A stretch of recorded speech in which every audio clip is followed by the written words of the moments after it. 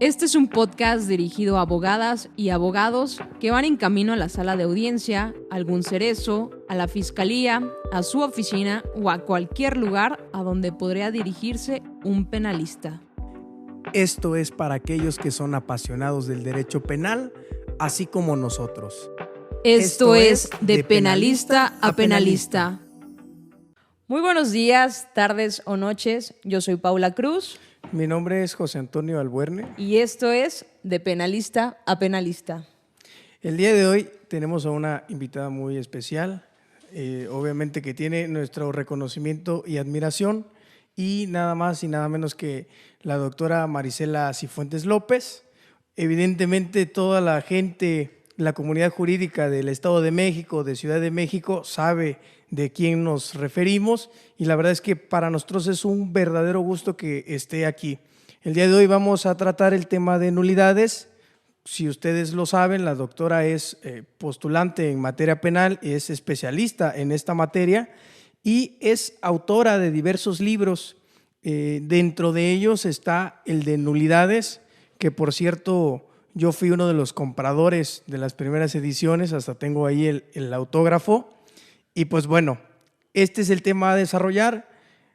Mucho gusto, doctora. Buenas tardes. Buenas tardes, pues muy agradecida por la amable invitación, siempre contando con el afecto y el entusiasmo de la gente que gusta de las obras que escribo y sobre todo porque traen un poquito de experiencia de la vida cotidiana.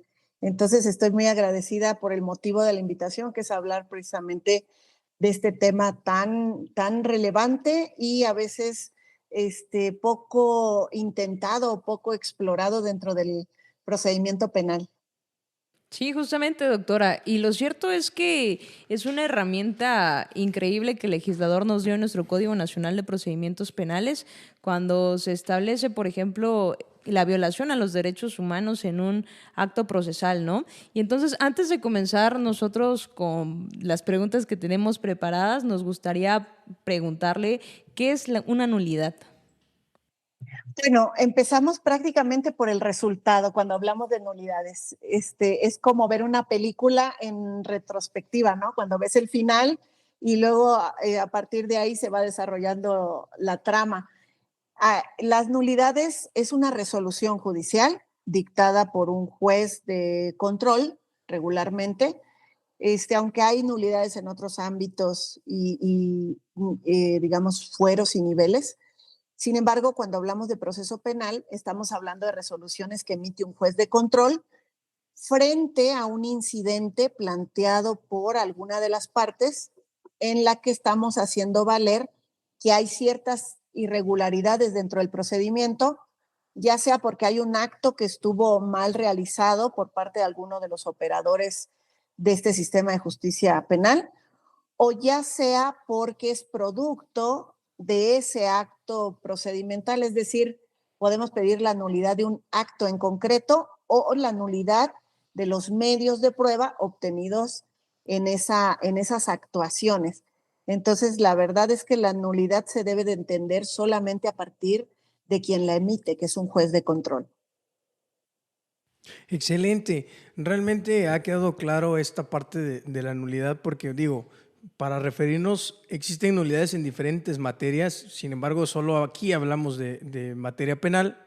Me gustaría preguntarle qué clases de nulidades existen en nuestro proceso penal.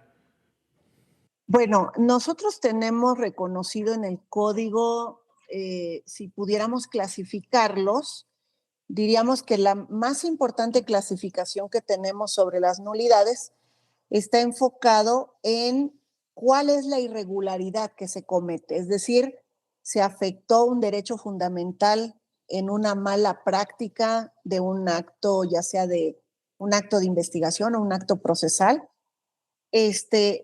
Si se vulnera ese derecho humano, entonces la nulidad es automática, prácticamente lo digo de manera coloquial, ¿no?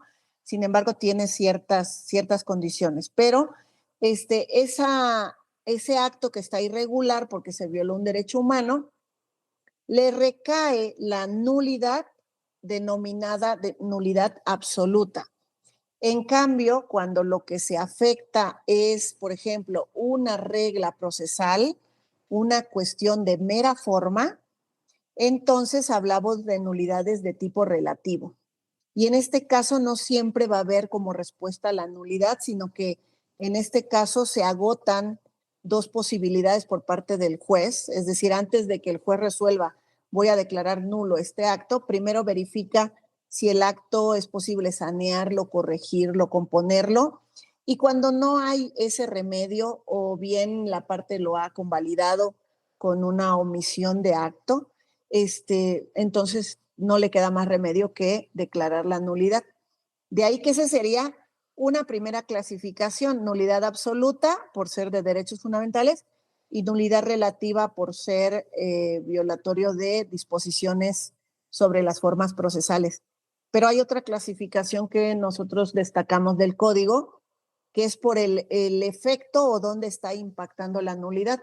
Podríamos decir que también hay otra clasificación reconocida en el código cuando nos habla de nulidades de actos del procedimiento, que está contenido en el artículo 97 del Código Nacional de Procedimientos Penales hasta el 102, donde se pueden advertir pues todos los postulados y más importantes sobre el tema. Y luego hay nulidades de medios de prueba. Esos están contemplados o se deducen del artículo 263 y 264 del Código de Procedimientos Penales. De esta manera también entonces tenemos otra clasificación en función de a dónde impacta la nulidad de un acto o la nulidad de medios de prueba. Y también, si hablamos de clasificaciones, también tendríamos que ver si por sus efectos, por lo que podemos, la mecánica con la que podemos hacer valer la nulidad, ¿no? Si lo hacemos en etapas previas a juicio, serían incidentes de nulidad, y si lo hacemos ya en juicio, no podemos hacerlo como incidente, sino lo haríamos como invocar una prohibición probatoria. Es decir, perdonen que me extienda muchísimo, pero es importante las distintas clasificaciones. Cuando el proceso está incipiente en sus primeros estadios, pues a nosotros como defensores o como asesores jurídicos, nuestra obligación es verificar que podamos plantear este tipo de situaciones en los momentos procesales que nos permite el código. Entonces, en algunos casos, lo más conveniente es hacerlo o en investigación o en intermedia, eso ya es casuístico, pero si llegamos a juicio, es imposible que le demos el mismo tratamiento ya en juicio. En juicio tenemos que trabajar de otra manera y por eso esta clasificación atendería más a la metodología o al método procedimental con el cual vamos a plantear la nulidad. Ya en juicio, pues ya no podemos hacerlo como un incidente, sino que tenemos que hacerlo de manera argumentativa después de ciertos trabajos que tuvimos a bien desarrollar durante el juicio. Y creo que es muy interesante la primera, bueno, todo lo que usted ha desarrollado, pero centrándome en la primera parte, es muy importante lo que usted hacía referencia de que cuando estamos en presencia de una violación a derechos humanos, la nulidad puede ser considerada como automática, mientras que va a tener un tratamiento distinto cuando es un acto con violaciones a las disposiciones legales aplicables. Esta distinción es importante porque muchas veces confundimos las figuras de ilicitud con ilegalidad y creo que lo principal a entender es que la ilicitud es justamente cuando hay una vulneración a derechos humanos, mientras que la ilegalidad son las inobservancias, a las reglas del proceso.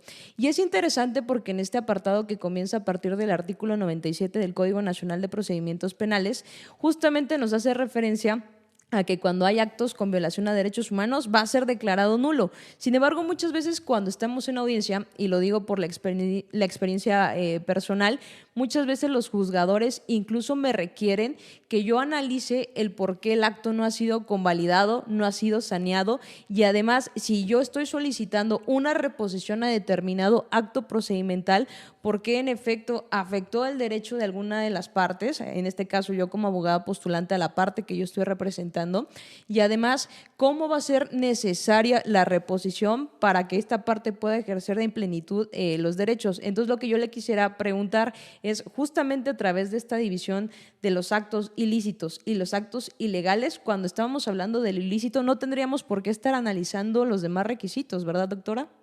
Es correcto, es correcto. Fíjate que la respuesta la da el propio código, por eso yo siempre les comento que cuando planteamos incidentes de nulidad, sobre todo por violación a derechos fundamentales, es muy importante que en tu argumentación no solamente establezcas cuáles son las reglas, por ejemplo, sobre los derechos humanos transgredidos o violentados, como se le quiera llamar, sino que también le expreses al juez de manera muy puntual y específica cuál es la consecuencia que está prevista para ese tipo de nulidad que tú estás planteando, ¿no? O que estás solicitando. Porque de lo contrario, pues por ahí se busca a lo mejor salirse un poquito por la tangente, tratando de evitar que recaiga una nulidad ciertas circunstancias, pero ha sido tan clara la Constitución como el Código Nacional de Procedimientos Penales en señalar cuál es la consecuencia de una nulidad de tipo absoluta. No permite saneamiento y no permite convalidación. Cuando se busca su saneamiento es cuando el juzgador, porque en este caso sería una responsabilidad del juzgador estar buscando sanear algo que es insaneable, ¿no? Este, en todo caso, el juzgador busca rescatar un acto ilícito y por eso es muy importante en esa argumentación dejar muy claro reglas de derechos fundamentales violentados o transgredidos, reglas que contemplan el incidente de nulidad, reglas que justifican, por ejemplo, el desahogo probatorio para esos incidentes de nulidad y finalmente, consecuencias previstas en la ley frente a la nulidad, ¿no? Es decir, frente a la ilicitud, perdón. En este caso, la Constitución ha sido clarísima. Cualquier prueba obtenida con violación de derechos fundamentales será nula. Y ya el Código Nacional pues le ha enriquecido un poquito más señalando y no podrá ser saneada ni convalidada y el juez podría declararla incluso aunque no se lo solicitara ninguna de las partes. Doctora, y justamente ahorita que estamos hablando también del tema de la violación a derechos fundamentales, yo tengo una pregunta. ¿La violación a derechos fundamentales que acarrea como consecuencia de la nulidad únicamente implica que los derechos que se hayan violentado o violado sean del imputado, del acusado o de cualquier persona? ¿A qué va esto? Por ejemplo, cuando estamos en presencia de un dictamen psicológico por parte de la Fiscalía, muchas veces lo que hacen es utilizar fotocopias para las baterías, los test que se aplican para sustentar sus conclusiones. Sin embargo, estos test y estas baterías muchas veces están registrados por determinado autor. Y cuando estamos observando que utilizan fotocopias, pues claramente hay una violación aquí a los derechos, pero del autor. Entonces, a lo que yo quiero llegar y lo que le quiero preguntar es, únicamente se nulifica la violación a los derechos del imputado, del acusado o de las partes o de cualquier persona en general? Bueno, el gran tema de los derechos humanos es la capacidad de ser oponibles, es decir, eh, es el titular del derecho vulnerado el que puede sentirse transgredido y entonces ir en reclamo de ese derecho vulnerado, solicitando la nulidad de un determinado acto. Ese principio de oponibilidad permite establecer un límite que a veces es un poco confuso porque uno puede advertir la violación a derechos fundamentales de terceros e intentar que el Estado proteja. Sin embargo, es el titular de los derechos el que regularmente se le ha reconocido pues esa cuestión. Voy a ponerte un ejemplo extremo. El que en ciertas comunidades indígenas a ciertas mujeres no se les permite comer en la mesa con el marido, sino que las obligan o ellas están culturalmente condicionadas a comer en cuclillas detrás de él, ¿no? Vamos a suponer que esa fuera una práctica cultural y que nosotros desde nuestra visión occidental decimos, no, qué bárbaro, esto es indignante, es un tema de violencia de género, en fin, y entonces intentamos erradicar pues esas prácticas. El asunto es hasta qué punto alguien se autoadscribe indígena, reconociendo esa costumbre, y en qué momento esa persona dice a mí me afecta o no me afecta en mi dignidad. Esto lo traigo a colación precisamente por el principio de oponibilidad relacionado con los derechos fundamentales. También ocurre dentro de los procesos penales que a las víctimas se les vulneran ciertos derechos, por ejemplo, el que no esté presente su tutor en el caso de que fuera un menor y se le puso ahí a una tía lejana cuando tendría que haber sido tutor el padre o la madre, ¿no? Vamos a poner este ejemplo, y que yo me estoy dando cuenta que en un acto procesal donde tenía que haber estado asistida por esta persona no lo está. En este caso estamos hablando de la vulneración del derecho de mi contraparte, que en este caso podría ser la víctima. El tema es que si yo invoco violación al derecho de terceros, creo que no es la forma argumentativa correcta. Sin embargo, creo que la perspectiva mucho más amplia te la da la violación al debido proceso. Y ahí es donde tú puedes encuadrar prácticamente muchísimas cuestiones. En el derecho a probar, por ejemplo, que forma parte de las formalidades esenciales del debido proceso, dentro del derecho a probar tú tienes que el imputado deba de ser juzgado a partir de pruebas obtenidas lícitamente. Y en este caso, la prueba pericial practicada surge a partir de documentos que no cuentan a lo mejor con la autorización de quien legalmente podía proporcionarlos para que se llevaran a cabo. Esto en el entendido de que pudieras trabajar para justificar cómo ese documento es privado y que solamente pueden tener acceso o uso a él quienes el autor le hubiese concedido pues este permiso. Si logras hacer esa argumentación, entonces no invocarías la violación al derecho del autor del documento, sino del debido proceso, porque sin la autorización del documento se allegaron o obtuvieron pruebas que se deduce que tienen un origen ilícito al no contar con ese permiso, ¿no? Qué increíble respuesta. Sí, la verdad es que es un desarrollo metodológico distinto, es una visión diferente y yo lo que quiero entender es que sí hay en juego derechos fundamentales de todas las partes, pero esto es una postura personal, no sé si usted está de acuerdo y esa es mi pregunta también. Sí, claro. Mira, en el tema de nulidades no hemos desarrollado, yo creo que una doctrina, precisamente porque a veces no hay respuestas. Yo trato en los libros de tocar ciertos temas y planteo posturas, planteo ideas, incluso subo teorías vigentes, polémicas, y generalmente, por ejemplo, en los libros de nulidades hay una parte donde yo siempre señalo, es el inicio de una discusión. Si me permiten, mira, en este libro que es el de nulidades, el primero que escribí sobre el tema, señalo que hay una falta de regulación sistemática en materia penal, lo que ha producido confusión de la procedencia de las nulidades, sobre qué tipo de nulidades, los alcances, los elementos probatorios. De ahí que abordar este tema y proponer métodos, que fue lo que yo hice con este libro, o proponer un método para plantear los incidentes, es proponer un método que pretende ser innovador, son los propósitos de esta obra. Cabe mencionar que sus tópicos están lejos de considerarse agotados en el libro, pero son el inicio de una rica discusión. Y suelto yo la obra en el afán de buscar pues que haya un debate académico que nos permita a lo mejor plantear mejores formas de regular el tema de nulidades, etcétera, ¿no? Evidentemente no tengo la razón absoluta porque nadie la tiene y suelo yo equivocarme muchísimo, pero tengo un poquito de valor para poner a consideración de los mejores penalistas o de todos los penalistas, pues estas posturas y estas ideas. En mi opinión, sería, digamos que el gran abanico de análisis para el tema de nulidades siempre va a ser el debido proceso legal.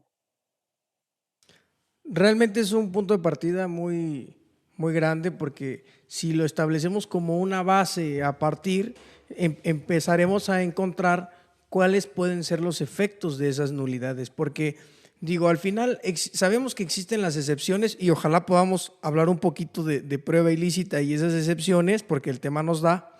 Sin embargo, y aquí otra vez me voy a meter en un gran problema, porque no tengo el número de tesis, pero lo vamos a poner.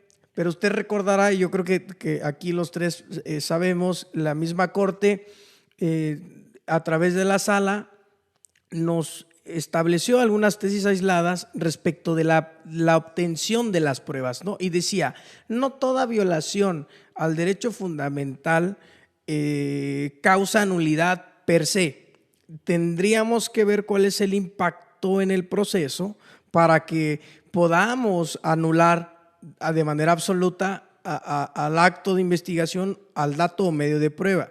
El ejemplo que se ponía es, se detiene a una persona, se tiene a esta persona sin acceso a un abogado defensor, sin embargo no se le hace declarar.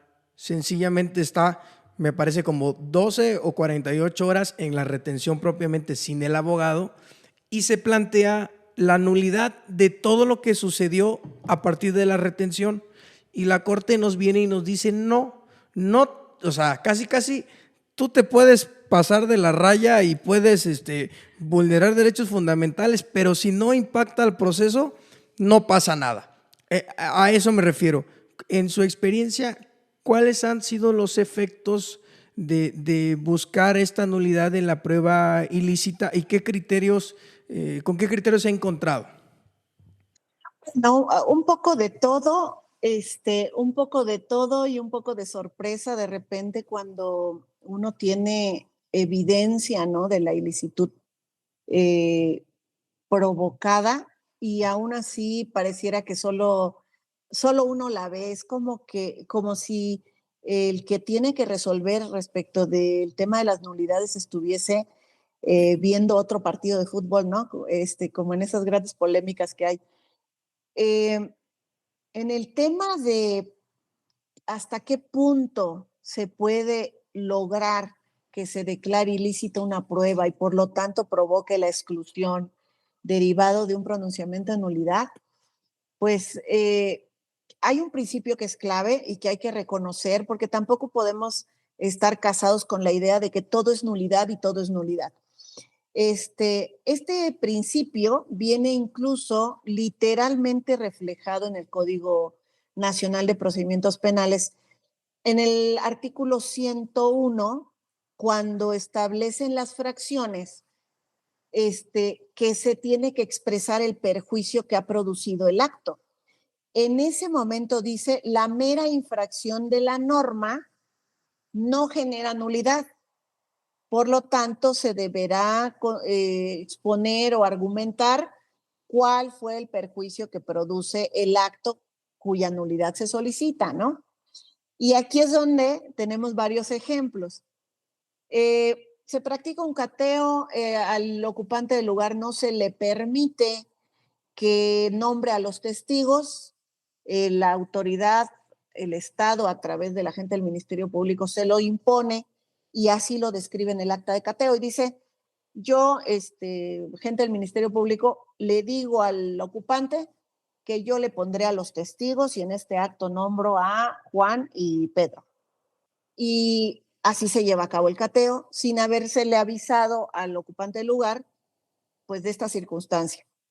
Ahora, derivado de ese cateo se obtuvieron pruebas que evidentemente van a servir para un juicio, un proceso en el que se va a condenar probablemente a una persona por un determinado hecho ilícito. ¿Cómo tenemos la certeza de la legalidad de la actuación? Si es derecho constitucional preferente que el ocupante del lugar nombre a sus testigos. Y derivado de ese cateo se obtuvieron 10 medios de prueba, computadoras, teléfonos celulares, armas de fuego, lista de personas, en fin, nombres de los cuales derivaron nuevos actos de investigación, peritajes, etcétera. En este caso, si todas estas pruebas son ofrecidas en el escrito de acusación, el acto ilícito está produciendo un perjuicio porque voy a ser juzgado a partir de pruebas ilícitamente obtenidas, violando debido proceso, ¿verdad? Y violando derecho preferente a designación de testigos, que son los dos derechos humanos que advierto en este pequeño ejemplo, ¿no? En este caso puntual, claramente hay un perjuicio producido porque fue ofertada toda esa información obtenida del cateo, más los actos de investigación que a consecuencia del cateo se practiquen. Pero puede haber otras actuaciones donde no se obtiene prueba o nunca se inicia el proceso o queda en mera etapa de investigación inicial y nunca se judicializa. Entonces, podríamos hablar de que se han afectado ciertos derechos, pero en el ámbito procesal no pueden entrar a un debate de nulidad si no hay judicialización en este proceso. Por ejemplo, yo le había compartido a un colega que, pues en un asunto, donde obtuvieron drogas en un cajón buscando a una persona en el domicilio, pues excede la autoridad porque no tiene por qué andar buscando personas adentro de un cajón de ropa. Y en ese cajón pues encontraron la droga. Evidentemente la obtención es ilícita, violación al debido proceso, violación al derecho a la intimidad, porque aunque haya habido orden de cateo para entrar a esa casa a detener a esta persona, pues hay un derecho a la intimidad que se preserva. En este caso, pues obvio, ya hubo una afectación, pero se detiene a la persona ocupante del lugar, se lleva a audiencia inicial y no hay, digamos, el juez declara nulo lo obtenido y califica de ilegal la detención. Ahí tengo un ejemplo de perjuicio. Hay casos donde ni siquiera hemos llegado hasta allá y muchas personas están solicitando nulidades. No es la mera infracción de la norma, tiene que haber un perjuicio claro producido dentro de un proceso penal. Muchísimas gracias, doctora. Yo tengo una pregunta, es que esto ya parece clase. La verdad es que todas mis dudas que tengo en la práctica profesional quiero hacerlas valer aprovechándola. Y fíjese que también en la experiencia, muchas veces como abogados postulantes hemos podido observar que los jueces de control en la audiencia inicial, al momento de estar resolviendo la situación jurídica, sobre todo cuando dictan autos de vinculación a proceso, realizan una modificación a los hechos. El agente del Ministerio Público dijo, pasó ABC, y de repente el juez de control señala que a través de los datos de prueba que vertió la representación social se advierte que no pasó A, B y C, sino que pasó A, B y D. Y entonces la modificación a los hechos, materia de la formulación de imputación, ¿es un acto ilícito o ilegal? Viene esta pregunta porque el artículo 316, como disposición del código aplicable al caso concreto, nos señala que los hechos motivo de la formulación de imputación van a ser por los cuales un juez de control llegue a vincular a proceso. Esa es mi primera pregunta. Ya que me la conteste, procedo porque es un poco extensa en ese sentido. Muchísimas gracias, doctora. Gracias. Es muy interesante porque aquí estamos hablando de otro principio, que es el principio de congruencia. Tenemos una imputación donde se fijan de manera específica los hechos en materia de la litis. Y a partir de, por lo menos por parte de la Fiscalía, porque la defensa generalmente permanece silenciosa y omisa, ya sea hasta la audiencia intermedia o si quiere hasta el alegato de apertura en juicio. Pero el Ministerio Público fija los hechos que han sido materia de proceso, ¿no? Establece circunstancias de tiempo, modo y lugar, y luego la etapa de investigación complementaria le ayuda muchísimo a contextualizar los hechos que ya fijó, pero solamente a contextualizar, no puede modificarlos. Claramente el 316, el 335, el 406, el 403 y 407 son artículos que van definiendo esta actuación y dicen los hechos materia de vinculación tienen que ser los de imputación y los materia de acusación, dice el 335, tienen que ser los de vinculación y así se van conectando para que no se haga ninguna modificación. Si al llegar a la acusación nos percatamos de que nos han cambiado los hechos en materia de imputación, que es donde regularmente ocurre. Lo digo porque en la audiencia de imputación, ahí mismo te están solicitando la vinculación y generalmente utilizan la reproducción de los mismos hechos que ya se imputaron, que se tengan por reproducidos para la vinculación a proceso. Pero en el brinco entre vinculación y acusación es donde ocurren la mayor cantidad de modificaciones.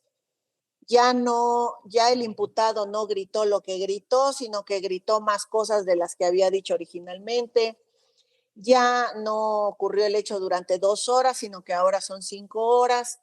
Ya no fue un arma, sino fueron 3. Entonces ahí empezamos a tener problemas.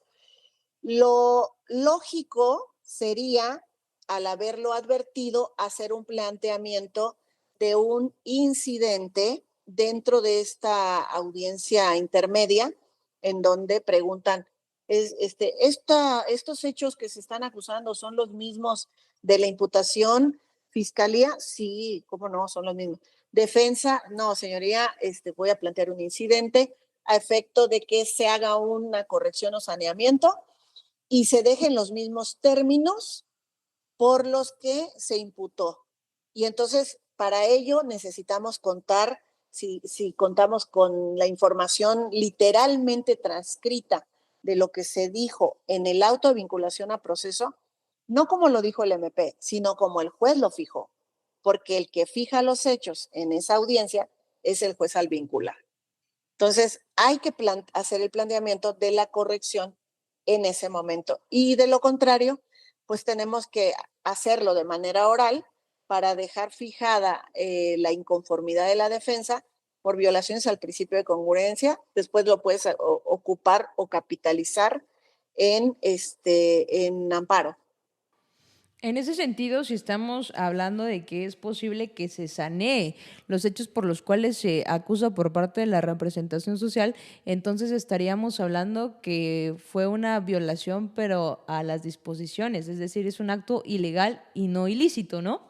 Lo que pasa es que me han preguntado mucho si se puede declarar la nulidad de todo el escrito de acusación o de la acusación, cuando en realidad el problema no es todo el escrito, porque dentro del escrito de acusación el Ministerio Público ha ejecutado varios actos. El acto de señalar los hechos por los cuales acusa, el acto de ofrecimiento de sus medios de prueba, ¿no? Para el debate, para la individualización. Entonces, hay varias actuaciones que va ejecutando el Ministerio Público en 13 fracciones del 335, dándole cumplimiento en un solo escrito. Por lo tanto, pedir la nulidad de la acusación es extenderse más allá del punto medular por el cual tú estás planteando un incidente. Aquí el problema es principio de congruencia. Evidentemente, el principio de congruencia se entiende como un derecho fundamental del imputado. Pero en este caso, la oportunidad procesal es su saneamiento en los términos en los que ya se había expresado. De lo contrario, entonces te tienes que ir a tu medio de impugnación para hacer valer la violación desde entonces. ¿Por qué? Porque en el auto de apertura te lo van a establecer como quede aquí en este debate. Así es, un ejercicio de copiar y pegar de la formulación a la vinculación, de la vinculación a la acusación y de la acusación al auto de apertura. Sin embargo, algo que me sucedió también en la práctica es que un juez de control modifica justamente los hechos en materia de la formulación de imputación. Sin embargo, yo iba como asesora jurídica y la víctima tuvo muchas asesorías jurídicas distintas y nunca se percataron de esta modificación sustancial y muy importante. ¿Por qué? Porque los medios de prueba que se aportaron y se ofrecieron en el escrito de acusación por parte de la representación social y de igual forma por el asesor jurídico en la coadyuvancia, que es la víctima, pero pues quien hace el escrito pues es el asesor jurídico, iba encaminado para acreditar los hechos en materia de la formulación de imputación, pero no se habían percatado que el juez de control había modificado estos hechos en la vinculación.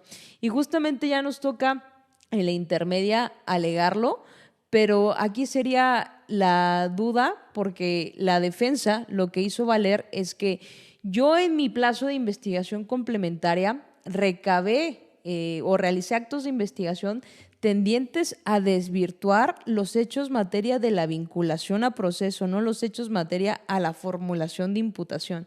Entonces, cuando estamos hablando, por ejemplo, de una colisión de dos derechos, tanto del imputado, en este caso, como también de la víctima, ¿cuál sería la posible solución? Porque justamente como ellos alegaban, era, no me los puedes venir a cambiar porque mi plazo de investigación complementaria, yo realicé mi investigación pensando en los hechos materia de la vinculación y no en los hechos materia de la formulación. Y nosotros como representantes de la víctima era, sí, nosotros pensamos, por así decirlo, nuestros actos de investigación tendientes a acreditar, pero la formulación de imputación que era con los datos correctos. Ujú. Bueno, mira, realmente, casuísticamente tendríamos que entrar al análisis de esta temática, que es más próxima a un debate sobre hablar sobre principio de congruencia y consecuencias de su vulneración, más que un tema de nulidad. Ah, no hay una respuesta correcta si te digo en un caso determinado el juez tiene que ponderar en favor de la víctima y en otro caso determinado lo hará respecto al imputado porque necesitaríamos hacer un análisis, digamos, de cuál es en sí la variación que hubo sobre este tipo de expresiones. Hay una conferencia que he dado sobre principio de congruencia en varios lugares en los que yo siempre señalo que de cualquier manera permitir, por ejemplo, que se reponga la acusación o que se reponga un acto donde se vulneró este famoso principio de congruencia, o reponer, por ejemplo, estuvo mal dicho en la acusación, váyanse al amparo y en el amparo que les repongan toda la etapa intermedia, por ejemplo, sería dar una segunda oportunidad a la representación social de hacer algo que tenía solamente una oportunidad procesal. A nosotros cuando estamos en postura de defensa, pues nunca se nos dan dobles oportunidades o dos chances distintos, solamente cuando logramos probar que hubo violaciones al derecho de defensa, como ocurre cuando nombran nuevos defensores fuera de los que ya habían estado nombrados y entonces nosotros estamos buscando oportunidad para ofrecer medios de prueba de una nueva estrategia o teoría del caso, ¿no? Es el único lugar donde yo advierto una posición en donde se le da oportunidad a las partes sobre todo de defensa, de volver a hacer un acto que ya se había agotado en otra etapa procesal. Sí, yo creo que este tema de las nulidades de la prueba ilícita es lo que comenta. Hace años ya leía al maestro Miranda Strampes, evidentemente usted lo conoce, lo ha citado, y dice, la prueba ilícita es un límite al poder punitivo del Estado, como usted bien lo menciona. El defensor, la defensora no tiene dos oportunidades, y a veces pareciera que en este tema que no está tan explorado de las nulidades, la representación social pudiera parecer que sí, lo digo con todo respeto, porque al final se procura otros intereses del Estado mismo, porque tanto el Poder Ejecutivo como el Poder Judicial son parte del mismo ente y implícitamente buscan un mismo fin, aunque sean independientes, y tiene repercusión en este tema de la prueba ilícita porque este desarrollo que se ha hecho respecto de los efectos, aun cuando se han vulnerado derechos fundamentales, pareciera que, bueno, ni modo, pasa.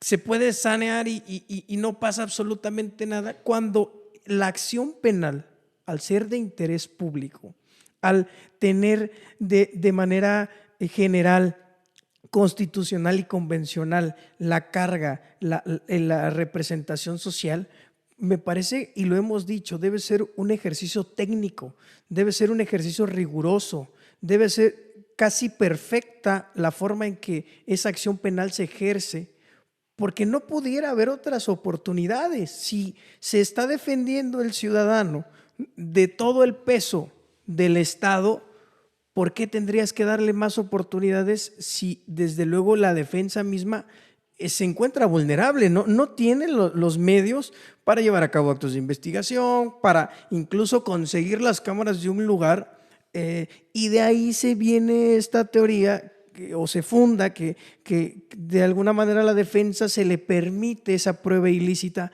porque no se puede allegar de toda esa prueba pues en la realidad de nuestro contexto social y cultural. Es muy difícil para el defensor. A lo que voy con todo esto es que existe un plano de desigualdad, cuando menos este principio, o mejor dicho, pues ya derecho de presunción de inocencia, en esta vertiente de la regla de prueba, que debe ser lícita, pues se debería explorar más en cuanto a los criterios de cómo se va a resolver. No sería concebible en un Estado de derecho que si la representación social tuvo una que otra o alguno que otro defecto, pues se le pueda pasar por alto, ¿no? Porque al final está la libertad de una persona en juego. Es correcto, es correcto. Fíjate que este, yo siempre trato de mostrar el proceso penal para todos mis alumnos, mis socios, mis colegas, cuando me hacen estas preguntas. Siempre explico que la única manera de entender al proceso penal es entenderlo a partir de que hay un poder concedido al Estado para sancionar. Y por lo tanto, ese poder tiene que estar sujeto a ciertos límites.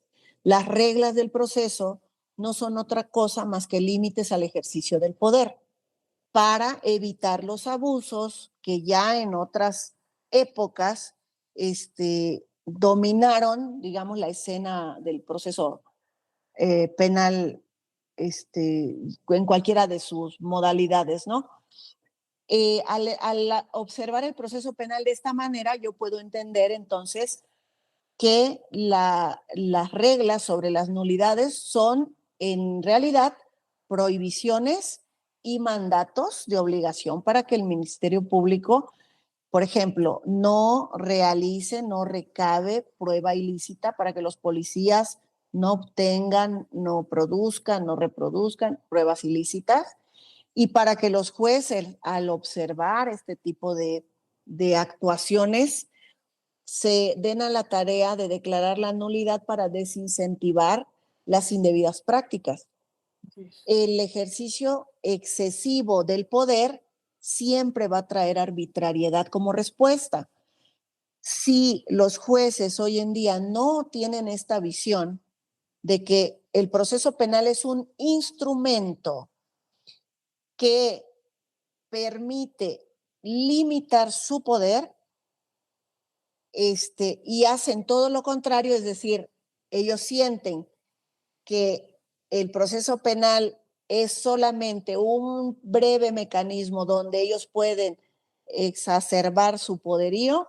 Evidentemente, cuando tú vas en súplica de una nulidad, el juez te va a decir, como en alguna ocasión me dijo a mí, pues está todo muy bien, abogada, sí es cierto, se violaron la inviolabilidad del domicilio, sí es cierto que no grabaron el cateo, sí es cierto esto, pero pues así como que para mí que no le alcanza para una nulidad.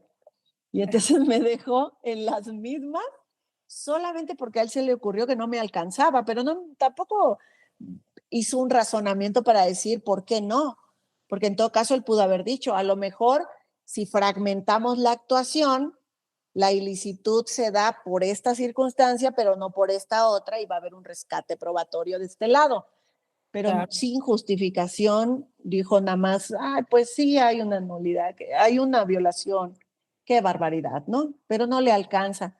Y así sentí como cuando vas a la tienda, cuando ibas a la tienda que eras chiquito y que te regalaban 5 pesos y tú no sabías el valor del dinero, entonces ibas y decías, oiga, ¿para qué me alcanza? ¿No? Y ya te daban 2 chicles y unas gomitas, algo así.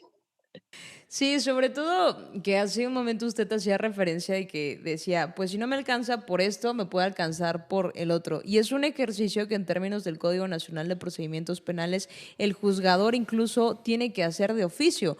O sea, si la parte técnica me está diciendo que solicita la nulidad por A, pero yo estoy advirtiendo que también está la parte B, como juez de control, el Código Nacional le impone la obligación de declarar la nulidad de oficio.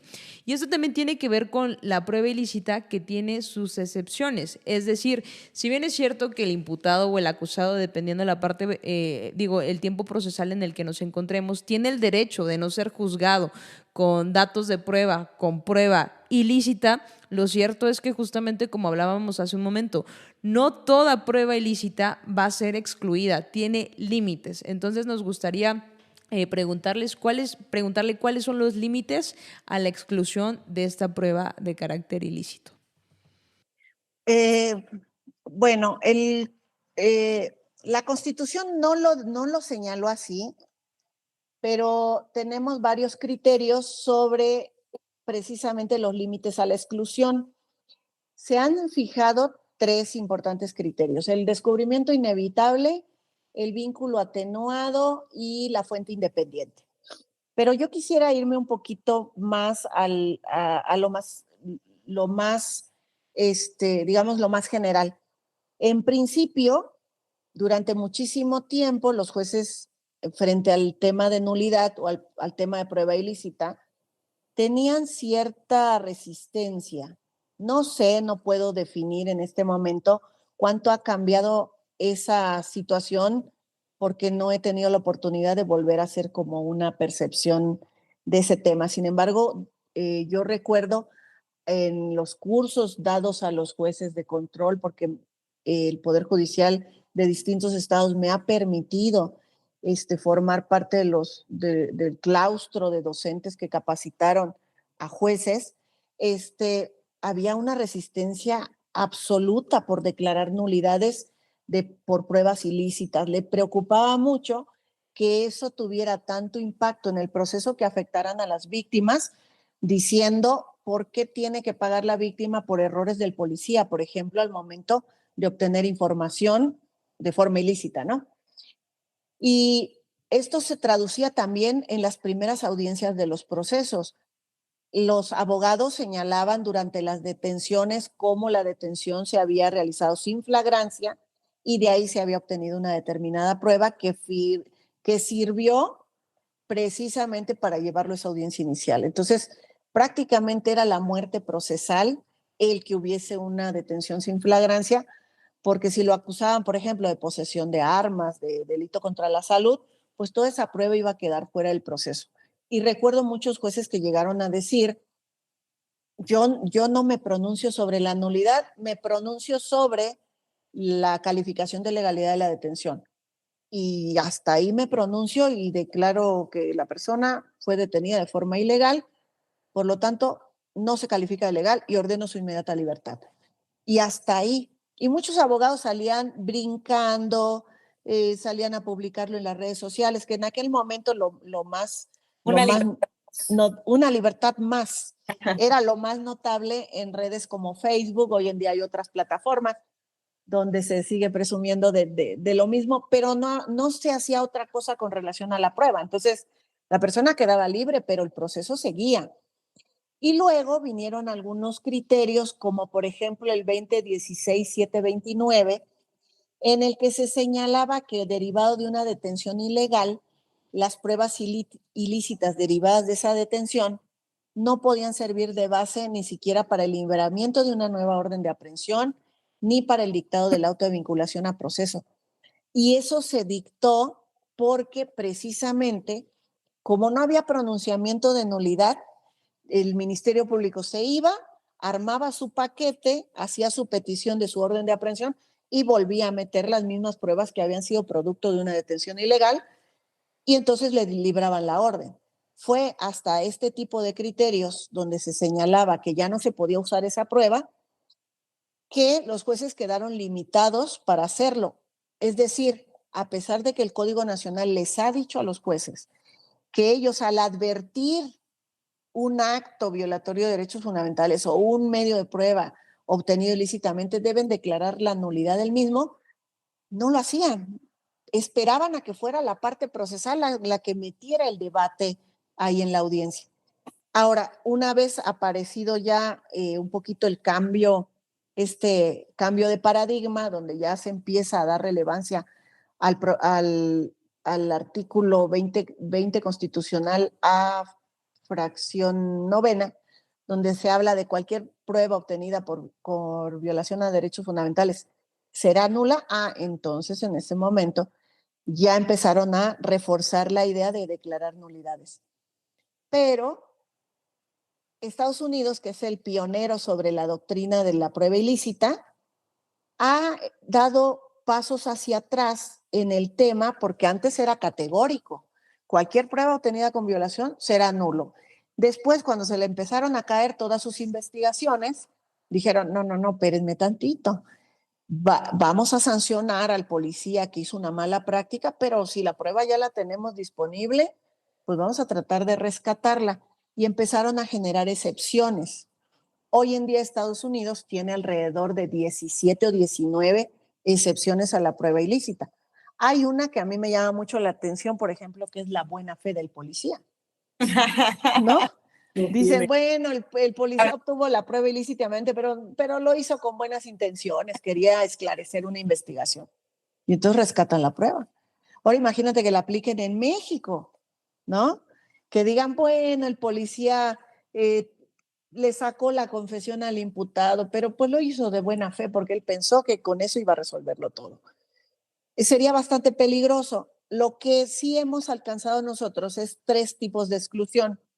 Descubrimiento inevitable, cuando por otro medio que no sea la ilicitud, de todas maneras hubiésemos llegado a la prueba, pues esa prueba de todas maneras subsiste dentro del proceso. Cuando se ha derivado de una fuente independiente a la ilicitud, por ejemplo, se califica de ilegal una detención y entonces pues ordena la inmediata libertad. Ahora, se obtiene un objeto que se encontraba tirado en el piso cerca de donde detuvieron al imputado. Y entonces el defensor dice, quiero la nulidad de la detención, ¿no? Que se califique de ilegal y ordenen su inmediata libertad, y la nulidad de ese objeto que se lo están atribuyendo a mi representado, porque estaba en el suelo cerca de su piecito, ¿no? Radio de disponibilidad o como se le llame. Bueno, un juez podría decir, bueno, esto es una fuente independiente porque esta no es derivada de la detención. La detención se concretó en el momento que le hacen un cacheo, le ponen las esposas o seguros de mano, como se le llama técnicamente. No tiene nada que ver con el hallazgo de haber encontrado en el piso, pues estos envoltorios con hierba verde, con las características de, ¿no? Esa sería una fuente independiente, y vínculo atenuado tiene que ver con el alejamiento o proximidad del medio de prueba con la ilicitud, porque a veces ocurre que se van derivando pruebas. Como decía hace rato, se practica un cateo ilícito y luego se obtiene un objeto, y a ese objeto se le hace un dictamen, y supongamos que a ese dictamen pues se le hace otro sobre mecánica de hechos. Bueno, pues el último ya no se conecta con ninguna de las prohibiciones sobre la prueba ilícita, ¿no? Realmente lo que dice deja a la reflexión porque al final estos colegiados me parece y la corte son quienes introducen vía tesis estas excepciones que devienen de un sistema anglosajón que es una naturaleza distinta a nuestro sistema jurídico incluso, ¿no? Entonces, realmente este límite sí, yo creo que se ve exacerbado en el sentido de que prontamente encontraremos más y más y más excepciones, pero copiándonos o mal copiándonos como siempre de otros sistemas que probablemente no empatan con nuestra realidad, tanto cultural como histórica, como jurídica, y da como pie a este tipo de cuestiones. Digo, al final es clara esta parte de la obtención de los datos o de los indicios, porque la nulidad de la prueba, como ya lo hemos tocado y usted lo ha expuesto, el mal actuar del policía, del perito, de la investigación, trae como resultados grandes consecuencias negativas a la investigación, pero también deviene de la poca capacitación, porque si nosotros como abogados, abogadas, estamos explorando este tema de las nulidades, Imagínense cuánto más un policía es adverso este escenario al momento de actuar. Más que lo hacen en el momento, ni siquiera tienen un momento de reflexión para decir, híjole, y si obtengo esto, ¿será nulo ya en el proceso o se me va a caer la investigación? Digo, no empata, y esta es mi postura personal. Estas excepciones a mí me parecen de cierta manera un atropello, porque es contrario incluso a este principio de prueba lícita o de regla de prueba, porque entonces ese principio o ese, perdón, derecho humano de presunción de inocencia en esa vertiente, pues entonces no es absoluto. Ese derecho no es absoluto, se puede restringir y se puede vulnerar, y mientras más excepciones encontremos, pues mejor va a estar la investigación para la autoridad. Esa es mi opinión. Yo creo que ahí hubo un exceso. Yo sostengo también esta misma posición. Creo que en el tema de las exclusiones probatorias por prueba ilícita, estas tres que comentamos, hubo un exceso interpretativo. Sabemos que la Suprema Corte de Justicia, pues es el último intérprete de nuestra Constitución, cuando la Constitución requiere de ciertas interpretaciones. El punto clave es cuando la propia Constitución dice cualquier prueba obtenida por derechos fundamentales será nula. Creo que es bastante claro que cuando dice cualquiera, es cualquiera. No es salvo excepciones que serán previstas en otra disposición, o salvo en casos que ya analizaremos, o salvo en ciertas circunstancias, que entonces ahí sí tendríamos que esperar que la Corte nos definiera o nos describiera pues cuáles son esos casos. Sin embargo, aquí el legislador lo dejó clarísimo: cualquier prueba obtenida con violación a derecho fundamental será nula. Y creo que estas excepciones de decir sí, pero la Constitución quiere decir que va a haber excepciones, esto ya es un agregado del Poder Judicial, y considero que es parte de este activismo que de repente se le critica tanto, de que ha ido más allá de lo que el propio legislador ha establecido. Nosotros desde que nos formamos como abogados, yo sé que aquí hay mucho penalista, pero yo adicionalmente me considero una apasionada de la teoría general del proceso. Y yo recuerdo perfectamente mis primeras clases de teoría general del proceso, en donde decían, cuando la regla es clara, se cumple. Cuando la regla no es clara, se interpreta. Es decir, la interpretación viene a jugar un papel supletorio ante la falta de claridad de una norma. Y luego dice, y cuando la regla es omisa o es oscura o no contempla un supuesto de hecho, o hay una laguna, como conocemos coloquialmente, entonces se integra. Y esa integración implicaba no solamente interpretar, sino traer de diversos dispositivos, de reglas procesales, constitucionales y principios, una respuesta para esa omisión. En este caso, si la regla es clara, se cumple, punto. La regla es clarísima. Cualquier prueba obtenida con violación a derechos fundamentales será nula. Sin embargo, aun cuando las reglas han sido claras en muchos casos, los jueces, digamos, asilados en la idea de que ellos hacen una interpretación sistemática, etcétera, se ponen a inaplicar ciertas normas, aplicar otras, pero en otro sentido, que no lo dijo el legislador, y este sería un típico ejemplo de esto que acabo de mencionar. Sí, y ese tipo de interpretaciones, como bien lo decimos, va incluso en contra de la voluntad del legislador que ya lo estableció, cualquier prueba. Sin embargo, todas y todos somos conscientes que nuestro sistema de justicia presenta serios problemas todavía, desde la Procuración de Justicia, que está a cargo de la representación social, que tiene también la conducción y el mando, por ejemplo, de las y los policías, ¿no? En ese sentido, también sabemos que hay mucho déficit, incluso de preparación, y entonces el Poder Judicial lo que intenta es saltarse un poco a la regla ya estricta, ya clara, incluso con un fundamento teleológico diverso a lo que está interpretando, con la finalidad pues de subsanar las instancias como el tema de la Procuración de Justicia, cuando hay que entender que son independientes y no habría por qué echarle la mano, por así decirlo, a la representación social, a los agentes estatales de investigación que están obteniendo pruebas a través de la violación de derechos humanos. Si bien es cierto que puede traer muchos problemas en el sistema de procuración de justicia, porque todas también y todos sabemos ya la poca credibilidad que tiene en cuanto a la sociedad. Hay muchas personas que no denuncian por lo mismo, y si nos presentamos o si se presentan muchos procesos en donde justamente se está excluyendo, como la regla del Código Nacional de Procedimientos Penales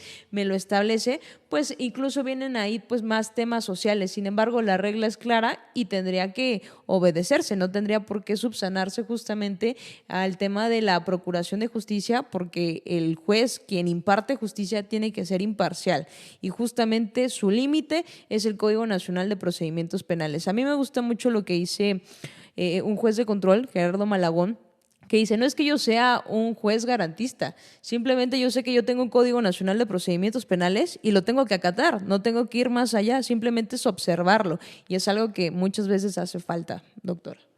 Pues realmente, doctora, ha sido un tema muy bonito. Es un programa que hemos grabado al día de hoy muy bonito.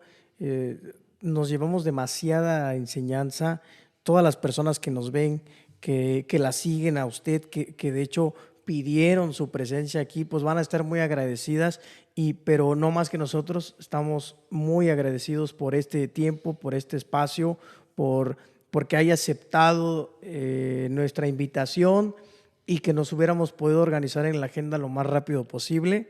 Para nosotros es un verdadero gusto. No sé si tenga usted algún mensaje, algún saludo final que quiera dar. Con todo gusto estamos. Gracias. Bueno, evidentemente a nosotros nos hace vigentes pues este tipo de invitaciones, y las personas que nos piden y que todavía tienen el entusiasmo de escucharnos, a pesar de que ya llevamos años haciéndonos presentes en muchos foros, lo cual yo agradezco infinitamente. Comentarles que siempre que hablo con la gente con la que yo colaboro, que son abogados muy brillantes, cuando hacemos análisis de los asuntos nuevos que van llegando a la oficina, siempre les digo, hay un esquema de trabajo en donde nosotros hacemos, por ejemplo, investigación sociocultural del asunto, ¿no? Es decir, ir a los lugares de los hechos, del hallazgo, hablar con las personas involucradas. Hacemos investigación de tipo científica, ver cuántos peritajes, de qué naturaleza, qué conclusiones y cómo le vamos a oponer otros peritajes a eso. Hacemos investigación jurídica, que es ahí donde entra la parte más técnica de nosotros, que es cuando revisamos dos aspectos, dos líneas de acción, que es analicemos la posibilidad de planteamiento de incidentes de nulidad, incidentes de sobreseimiento, incidentes de modificación, cambio, cese, revocación de medida cautelar. Y obviamente la segunda línea, que es preparemos una estrategia de defensa, porque a lo mejor este asunto nos da para una defensa que llega hasta el abreviado o que llega hasta juicio. Entonces, invitarlos a los colegas, yo sé que cada uno tiene su método de trabajo, pero no perder de vista estos enfoques, porque a veces nos enfocamos tanto en la teoría del caso, las técnicas de litigación, cómo voy a llegar a juicio, y resulta que tiempo después nos percatamos que pudimos haber logrado algo si hubiésemos planteado un incidente de nulidad con suma anticipación. Así que muchas gracias por escucharme. Gracias a usted. Y detrás de bambalinas, José Antonio y yo hablábamos que la capacitación constante para todos los operadores del sistema tiene que ser una regla y una obligación. Sin embargo, muchas veces por cuestiones de tiempo y por cuestiones también de dinero se vuelve un poco difícil. Sin embargo, es lo que tratamos nosotros como proyecto subsanar, porque estamos hablando de un espacio gratuito en donde cualquier persona que tenga interés puede acceder a esta plática, que realmente va a tener incluso efectos en un proceso. O sea, no es teoría, se pueden solventar, se pueden solucionar los procesos sabiendo y aplicando lo que usted nos acaba de decir, ¿no? Y en cuanto también a el tiempo que muchas veces no se tiene, pues por eso se está haciendo este proyecto, porque pues pueden poner el podcast, pueden irlo escuchando por partes mientras van caminando, mientras van conduciendo, y pues le agradecemos muchísimo sumarse a este proyecto que realmente es con ese enfoque de incentivar, de ayudar y de aumentar incluso la calidad y rigurosidad del sistema acusatorio, y pues no queda más que agradecerle porque sabemos que su tiempo es valioso y pues su conocimiento realmente se queda con nosotros. Muchas gracias. Y también, por favor, aprovechando el comercial, si quiere hablar de sus libros, si los tiene ahí, por favor. Gracias, qué amables. Yo tengo sobre este tema, tengo 2 libros publicados. Uno que es el que mostré hace un ratito, que es Nulidades en el procedimiento penal, en donde ahí les ofrezco una metodología de cómo plantear los incidentes, pues ya de manera más específica, con ejemplos o casos prácticos. Si están interesados, ahí en mis redes sociales aparezco como Marisela Cifuentes, me buscan, me mandan un mensajito y con mucho gusto les doy pues toda la línea de cómo adquirirlos. Y hay un segundo libro que en este momento no lo tengo aquí cerca, pero es precisamente sobre nulidades, un estudio desde el debido proceso legal, porque les decía hace rato, siempre se acompaña la nulidad con ese derecho fundamental y otro seguramente vulnerado. Así que me contacten y con mucho gusto les brindo mayor información para los que estén interesados en adquirirlo. Y agradecidísima del espacio. Estoy muy, muy complacida con esta charla y comprometida con ustedes para cuando gusten invitarme. Prometo que así será, que le tomaremos la palabra. Pues no queda más que reiterarle otra vez el agradecimiento y pues yo soy Paula Cruz. Mi nombre es José Antonio Albuerne. Y esto fue De Penalista a Penalista. Nos vemos en la próxima. Hasta luego.